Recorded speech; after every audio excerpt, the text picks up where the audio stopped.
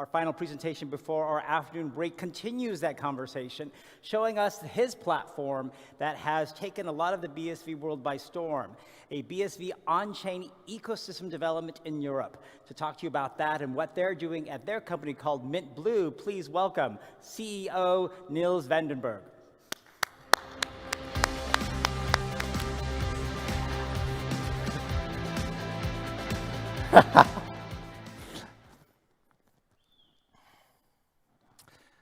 So while the whole world is investing and speculating on the crypto Ponzi tokens, we are all here together to build real-world solutions with blockchain technology.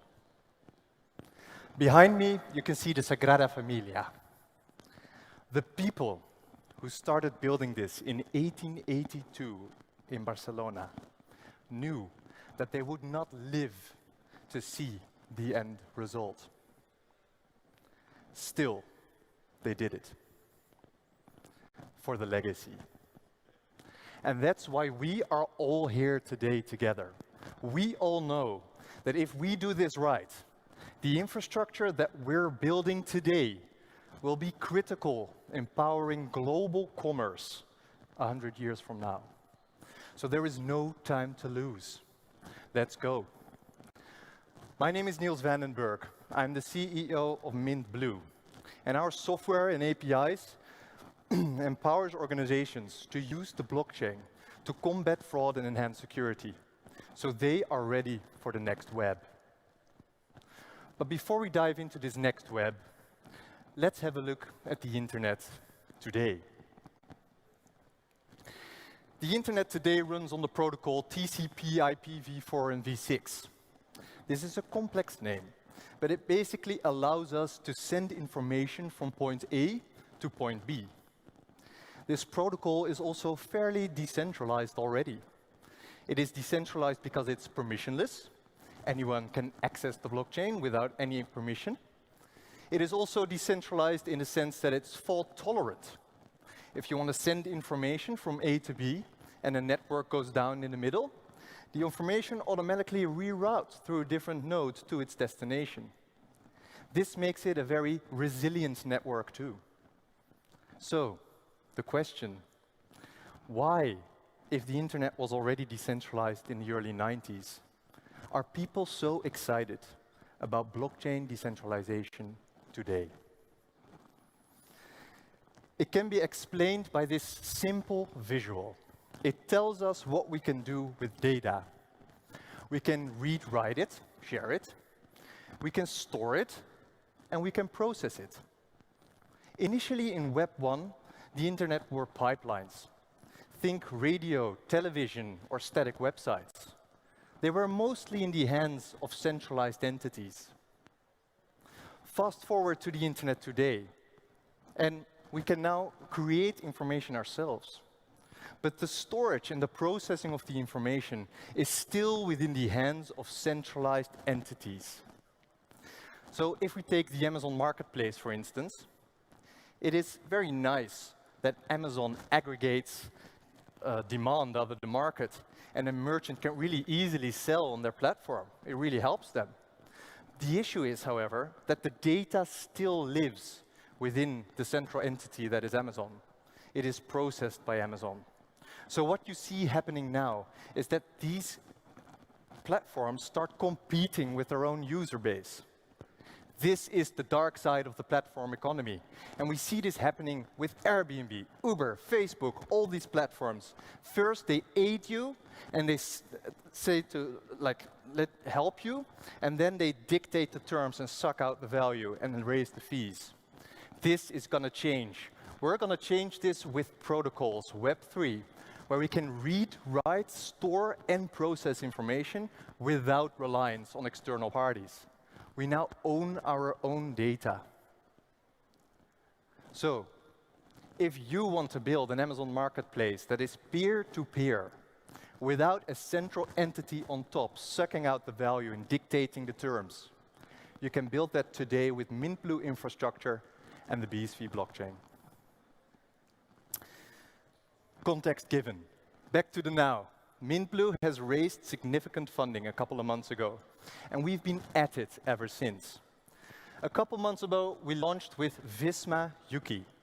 Visma is the largest automation service provider in Europe, with 15,000 employees and 5 billion euros in revenue every year.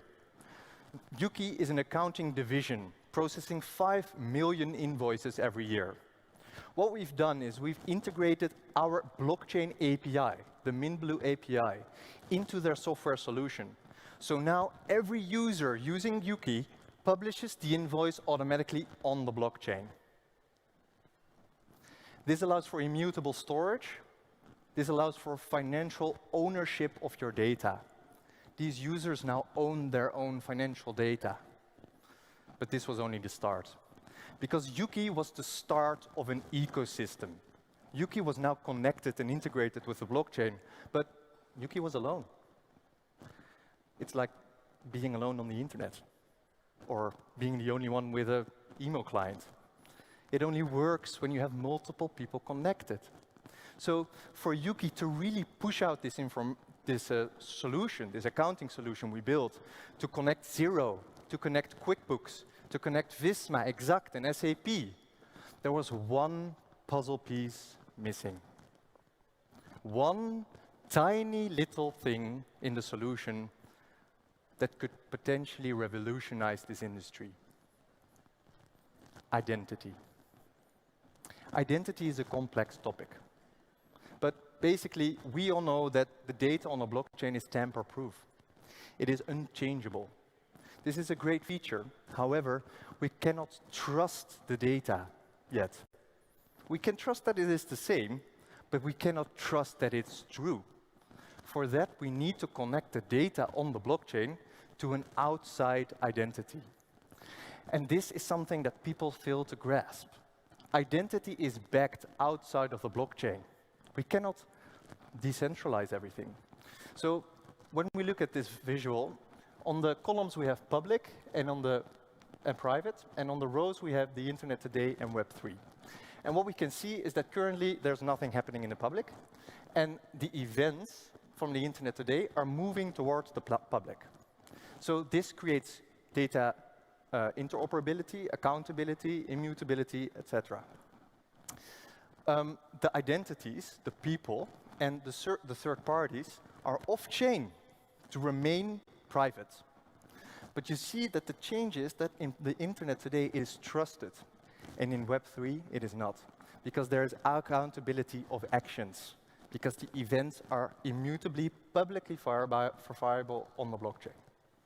So for mintBlue, it was very important to have identity connected to these invoices of Visma and Yuki that are published on the blockchain. But we as mintBlue could not provide this identity solution ourselves. Why not? Because NFT invoicing, that's the name of the product, of the blockchain product in the accounting industry, is a public protocol. So this means that anybody in the world, any country, any continent, any government, should be able to pick this up like a building block and integrate it into their own systems. So if mintBlue would be the identity provider, it would become a centralized solution. And that's not what we want. We want this to be fully adopted by all companies, all accounting software solutions. So we had to design a solution. I'm happy to announce that we did. I'm happy to announce we're doing a proof of concept development with the Dutch Chamber of Commerce to provide identity services to the companies publishing the invoice on the blockchain. Now we can trust the contents of the invoice because a national public entity is verifying the identity for us. And this can be replicated into multiple countries and continents. So we can see how this ecosystem is evolving. First, we had Yuki, a bookkeeping software solution connected to the blockchain. And now we have a different type of company, the KVK, the Dutch Chamber of Commerce, to provide identity services on this same protocol, on this same blockchain. What we discovered when we were connecting this different type of company, how important it is to have compatibility with industry standards. You should not create your own standards. look at what the industry is using today and completely copy that into your own protocol. So all the ERP systems and all the industries already understand it. So that's why we're using the universal business language for all the data that we process. This is a universal data format that all the ERP systems and CRM systems already can read. They understand it in a variety of industries. And what we've done is we've added a blockchain extension to the universal business language. So now any piece of data that is being put in an ERP system can immediately read, oh, okay, there is a blockchain reference here. Interesting, what is? I don't know what a blockchain is, but click, and then you go to the chain, and you can actually verify, authenticate it, and even pull the original file, because you can store the whole file on the BSV blockchain. So while we were at it, we also realized that the universal business language was used for PEPL. Now it gets good. PEPL is the largest electronic invoicing network in the world.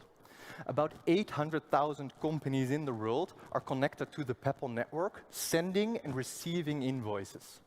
So for mintBlue, it would be a very nice flywheel for this protocol to be adopted. And yeah, PEPL is a Web 2 company. And now we all know, on a Web 2 company, we can read and write. But we cannot store and we cannot process. That's what we only can do with a Web 3 company. So we can really augment this PEPL network. So for mintBlue, how could we leverage this network? How could we get this protocol immediately distributed to these 800,000 companies worldwide? I'm happy to share that we're developing a proof of concept with StoreCove, the largest PEPL access point provider in the Netherlands. What we're doing with StoreCove is we're integrating the blockchain into the PEPL client. And because StoreCove already services 80% of all the companies in the Netherlands, it can be immediately distributed and updated all over the PEPL network. So these 800,000 companies get an update. We have a new PEPL client. Update, and then you see, oh, there's now a drop-down available to publish every invoice on the blockchain. That's real-world adoption. So we can see how this ecosystem is evolving further and further. First, we have an accounting software solution publishing invoices on the chain. Then we have the Dutch Chamber of Commerce providing identity service to these companies. And now we have StoreCove, a PEPL access point that connects 800,000 companies immediately and directly on the blockchain. And they all are connected to this single, shared, immutable source of truth. But why would these companies adopt this protocol? I mean, entrepreneurs can get paid instantly when the invoice is authentic. I mean, accountants can save hundreds of hours every year because they don't have to type over invoices. But for some organizations, that's not even enough. Some organizations are only sensitive to extra revenue. They want to get paid. So what we've done is we've added a feature to this protocol that whenever you encrypt an invoice onto the blockchain, another software solution can pay a cent to the invoice to decrypt it and get the data in your own bookkeeping software. Because if you do that, you can immediately authenticate it and process it automatically. Time is money. So it saves you a lot of time. The issue, however, is that these companies don't want to get paid in Bitcoin. They don't want to get paid in Satoshis. They want the euro, at least where I'm from. So I'm happy to announce, as a final and last proof of concept development of the evening, that we're doing a fully regulated tokenized euro onto the blockchain. We're partnering with a licensed e-money institute under oversight of the Central Bank of the Netherlands to be a partner to issue a real euro onto the blockchain. This is not a stablecoin. Thank you. So we can see this ecosystem evolve further and further. First, we have a bookkeeping solution connected to the chain. then the Chamber of Commerce to provide identity services, then a Storkov PEPL access point to connect even more via the PEPL network. And now we have a fully regulated e-money institute under oversight of the central bank to issue a tokenized euro to monetize this entire economy on the blockchain. And these organizations are not here for mintBlue. These organizations are here for you too, because that's really what Web3 is all about. These organizations are building blocks. They offer a service, and you can build a solution today and leverage these organizations' integration with the blockchain to build new innovative solutions. So maybe someone in the audience is doing a factoring company. You could easily You can easily plug in and start factoring. Maybe someone in the audience is working for the government, and you can immediately plug in your tax office in it to do real-time tax payment and VAT payments. The opportunities are endless, and it's up to you, to entrepreneurs and innovative businesses, to plug into this single source of truth and leverage these building blocks. So as founders and as strategists of mintBlue, we have really realized that Web3 is a system of solutions. We expect this ecosystem to branch out further, but this is only the accounting sector. And mintBlue is not bound by the accounting sector. We have talks in cybersecurity, media, and entertainment, and all these verticals will develop its own ecosystems and start integrating with each other. We're really building a new on-chain web of service providers. So if you, someone in the audience, knows a company that could provide a valuable service on the blockchain, on Web3, that other entrepreneurs could leverage to build solutions with, join our network of pioneers. Sign up to keep learning about our development platform and to also download these slides. Just scan or go to mintblue.com, mintblue.com. I can't wait to see what you're building next. Thank you. Thank you, Niels. I can see you and your team have been very busy.